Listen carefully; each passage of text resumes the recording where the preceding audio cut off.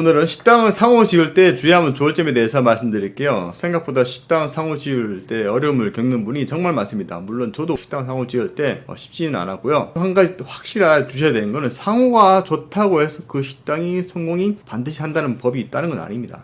상호가 정말 안 좋은데도 잘 되는 식당이 있고요. 상호는 정말 매력적인데 장사가 안 되는 그런 식당도 있습니다.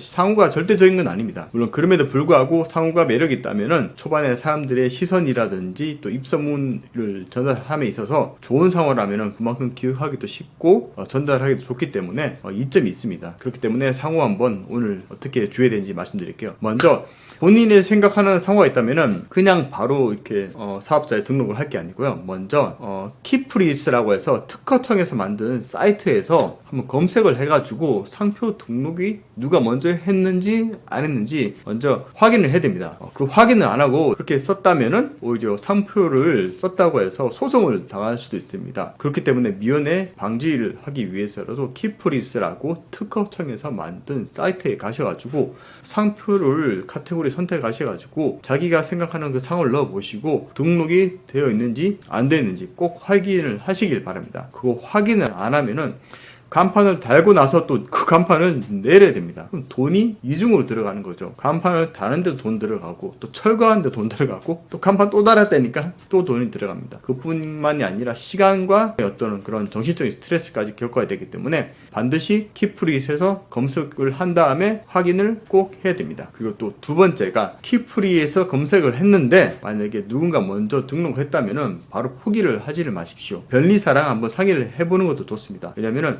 누가 먼저 등록을 했지만은 그걸 어떻게 잘 하면은 또 잘 비슷하게 만들어 가지고 또 등록을 할 수도 있습니다. 예를 들어 보겠습니다. 태산이라는 상호가 있다고 치겠습니다. 그렇다면은 앞에 누가 등록을 했겠죠. 당연히 태산이라는 단어는 또 어떻게 보면 고유명사라서 등록이 안 될 수도 있습니다. 근데 만약에 예를 들어 본다면 등록이 됐다고 치겠습니다. 정말 나는 태산이라는 상호 쓰고 싶은데 근데 누가 먼저 등록을 했다. 그렇다면 본인의 뭐 이름을 앞에 넣으셔가지고 뭐 철순의 태산 순대국밥이라든지 이런 식으로 약간은 변경을 할 수는 있습니다. 그런 식으로 살짝 어떻게 하면은 내가 원하는 태산이라는 그 단어를 넣고 약간 변화를 주는 거죠. 이런 식으로 또 할 수 있기 때문에 포기를 하지 마시고요. 어떤 변리사 얘기했는데 안 된다라고 얘기하면 다른 변리사를 몇 군데 전화하셔가지고 가능성 있는 쪽으로 계속 문의를 하다 보면은 긍정적인 또 답을 또 얻을 수도 있습니다. 긍정적인 답을 얻는데 막상 신청했는데 또 떨어질 수도 있습니다. 그렇다고 또 포기를 할 수도 있고 아니면 또 다른 그 사이에 좋은 상호가 떠올랐다면 또 다른 상호를 또 쓸 수도 있습니다. 그럴지언정 처음부터 바로 포기를 하지 마시고 일단은 꾸준하게 도전을 하시길 추천드립니다. 또 하나, 식당을 상호로 짓는데 사람들이 흔히 하는 실수가 굉장히 많은 돈을 쓰는 경우가 있습니다. 제가 쉽게 예를 들어 보겠습니다. 거기에 대한 뭐 기준이 없다고 하시는데 저는 뭐 기준이 있다고 생각합니다. 흔히 많이 보셨을 겁니다. 장명소라고 하죠. 장명소. 말 그대로 이름을 지어주는 곳입니다. 그 장명소에서 흔히 사람 이름도 짓지만 여러 가지 다양한 이름을 다 짓습니다. 뭐 건물이라든지 아니면 식당 아니면 다른 여러 가지 그런 사업체에 대한 이름을 다 지어주는 곳이 장명소입니다. 전문적으로 이름을 지어주는 곳이라는 뜻이죠. 그분들이 어떤 식으로 하는지 잘 모르겠지만 뭐 사주라든가 뭐 다양한 방식을 통해 가지고 아마 하는 것 같습니다. 그분들만의 노하우가 있겠죠. 내가 좋은 상호를 떠올라서 할 수도 있고요. 그렇다면 돈이 제일 안 들겠죠. 근데 난 그것조차도 어렵다. 그렇다면 장명소 가서 얘기하면 됩니다. 저렴한 곳 가면은 그냥 뭐 한 1, 20만원 아니면 30만원 좀 비싸면 뭐 50만원 정말 비싼 곳이라면 한 100만원 줄 수도 있겠죠. 이런 기준이 있다는 걸 한번 감을 잡으십시오. 그리고 왜 감을 잡는 게 중요하냐면은 간혹 컨설팅을 하시는 분들한테 상호를 부탁하는 경우를 제가 봅니다. 근데 그분들한테 상당히 많은 돈을 주고 그걸 부탁하는 분을 제가 가끔씩 본 적이 있습니다. 굳이 그렇게 돈을 많이 주지 마십시오. 제가 말씀드린 것처럼 장명소를 기준으로 해서 돈을 준다고 생각하면 제일 좋습니다. 근데 그 이상의 돈을 요구한다? 그럼 하지 마십시오. 왠지 아십니까? 내 식당이고 만약에 그 이름이 아무리 좋다고 할지언정 성공할 수도 있지만 실패를 할 수도 있습니다. 실제적으로는 식당 하면 실패할 확률이 훨씬 높습니다. 그런데 정말 비싸게 뭐 한 수백만원 아니면 1000만원 주고 만약에 이름을 받았습니다. 어떤 식당 상호 이름을요. 그 이름을 준 사람이 내가 만약에 폐업을 했을 경우에 책임을 집니까? 책임을 안 집니다.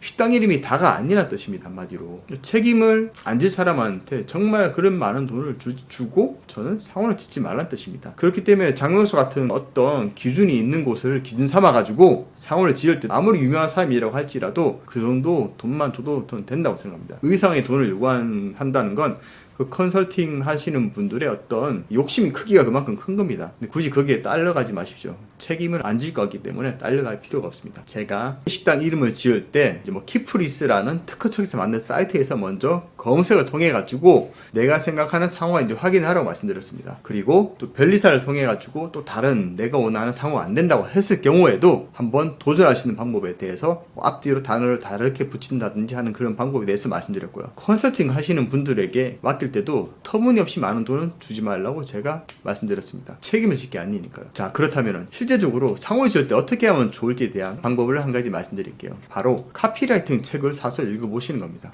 카피라이팅 아시겠지만 정말 짧은 단어 몇 개 또는 단순한 문장 한두 문장으로 이루어지는 게 카피라이팅인데요. 그 카피라이팅이 그냥 나오는 게 아닙니다. 사람들이 딱 보자마자 뭔가 매력을 느끼게끔 만든 게 카피라이팅이니까요.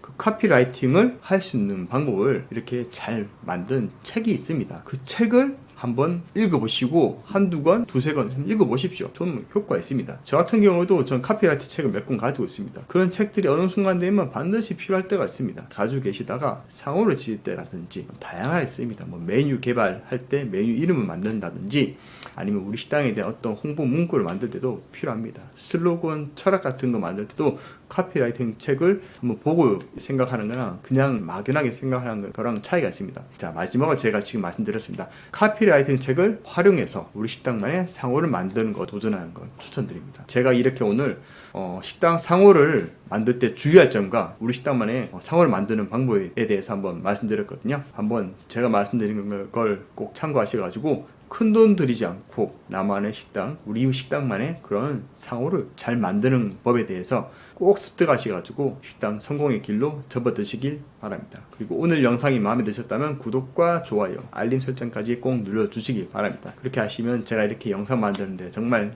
큰 힘이 됩니다. 감사합니다.